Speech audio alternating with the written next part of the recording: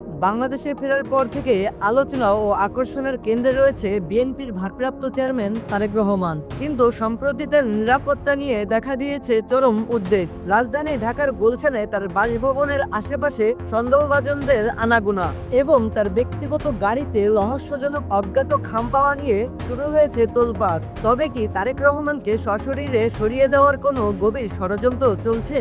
বিস্তারিত থাকছে আমাদের আজকের বিশেষ প্রতিবেদনে।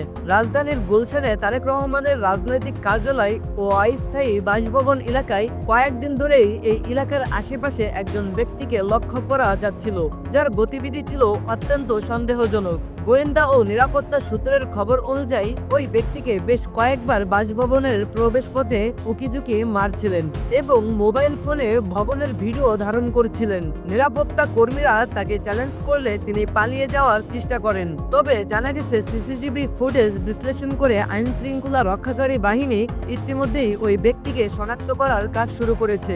বিএনপির পক্ষ থেকে দাবি করা হচ্ছে এটি কেবল সাধারণ কোনো কৌতূহল নয়, বরং একটি পরিকল্পিত রেকি বা পর্যবেক্ষণের অংশ। বাসভবনের ঘটনার রেশ কাটতে না কাটতে এবার সামনে এসেছে আরো ভয়াবহ এক তথ্য। অত্যন্ত কড়া নিরাপত্তা বলয় ভেদ করে তারেক রহমানের ব্যক্তিগত গাড়ির ভিতরে পৌঁছে গেছে একটি অজ্ঞাত খাম। জি, বিষয়টি সত্যি বিস্ময়কর। গত পরশু যখন তিনি একটি দলীয় কর্মসূচি শেষ করে ফিরছিলেন, তখন গাড়ির পিছনের সিটে একটি সিলগালা করা খাম পাওয়া যায়। গাড়িটি সার্বক্ষণিক গানম্যান ও স্পেশাল সিকিউরিটির নজরদারিতে থাকে। এমন অবস্থায় বাইরের কেউ গাড়ির ভিতরে খাম রেখে যাওয়া মানে হলো তার ব্যক্তিগত নিরাপত্তার বড় ধরনের লঙ্ঘন। খামটিতে কি ছিল তা নিয়ে দলের পক্ষ থেকে গোপনীয়তা রক্ষা করা হলেও ধারণা করা হচ্ছে এর মাধ্যমে কোনো চরমপন্থী গোষ্ঠী বা পর্দার আড়ালে থাকা কোনো শক্তি তাকে একটি বড় বার্তা দিতে চেয়েছে। এই ঘটনার পর তার ব্যক্তিগত নিরাপত্তা কয়েক গুণ বাড়িয়ে দেওয়া হয়েছে। রাজনৈতিক বিশ্লেষকরা বলছেন তারেক রহমানের বর্তমান জনপ্রিয়তা এবং আগামী নির্বাচনের সম্ভাব্য প্রেক্ষাপট বিবেচনা করলে প্রাণের ঝুঁকি উড়িয়ে দেওয়া যায় না।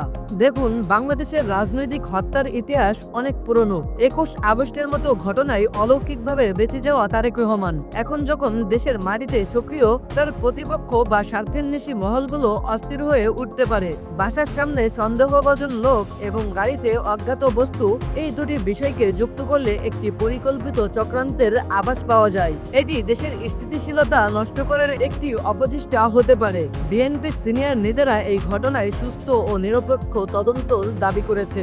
দলের মহাসচিব ইতিমধ্যেই স্বরাষ্ট্র উপদেষ্টার সাথে কথা বলেছেন বলে জানা গেছে।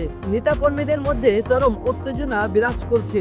দেশের প্রতিটি জেলা ও ইউনিটের বাড়তি সতর্কতা অবলম্বন করতে বলা হয়েছে। পুলিশ ও বিশেষ গোয়েন্দা সংস্থাগুলো এখন খতিয়ে দেখছে ওই সন্দেহভাজন ব্যক্তির সাথে কোনো নিষিদ্ধ সংগঠনের সংযোগ আছে কিনা। তারেক রহমানের নিরাপত্তা কেবল একটি দলের বিষয় নয়, এটি বর্তমান অন্তর্বর্তীকালীন সরকারের জন্য একটি বড় চ্যালেঞ্জ। সাধারণ মানুষের মনে একটাই প্রশ্ন, ষড়যন্ত্রকারীরা কি সফল হবে নাকি প্রশাসনের কঠোর হাতে এই চক গুড়িয়ে দেবে? এই ছিল আমাদের বিশেষ প্রতিবেদন। খবরের সব আপডেট পেতে আমাদের সাথেই থাকুন। ধন্যবাদ। আসসালামু আলাইকুম ওয়া রাহমাতুল্লাহ।